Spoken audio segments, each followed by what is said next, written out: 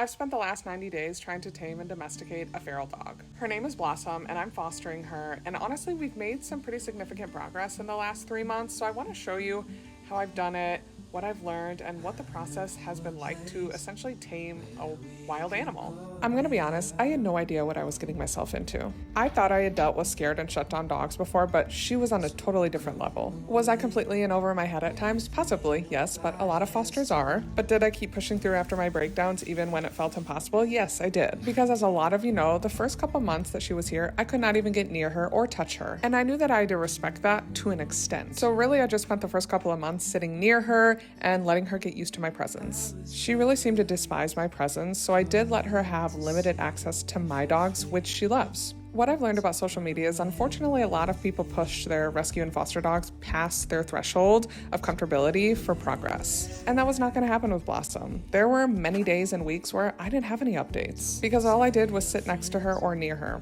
hand fed her, and waited for her to show some sort of interest. My patience was very much tested during this because I'm used to making progress with dogs, and with her, I just wasn't. And I had to accept that. We had a lot of big moments where I thought we would make a breakthrough, but then she just kept growling. But what I had to learn is her growling was her only way to communicate with me. And I started showing the growling in my videos because I wanted people to understand that growling isn't always necessarily aggressive. They're speaking to us and we need to listen. I did a lot of dancing with her, and slowly but surely every day I would insert myself closer to her in her space. But this took me months to build up the courage to do it. But one thing I do know about Blossom is she is not an aggressive dog. She does not want to bite me, or she would have already. I had moments where I thought she really started to like me, but then we'd be back to square one. Every day was different, and it was an emotional roller coaster. But then my trainer was like, it's been a couple months, you need to man up and we gotta push her, which I didn't disagree with. And at that point, I was comfortable with knowing what she would and wouldn't do. So we started the leash process. As you can see, it gradually got better.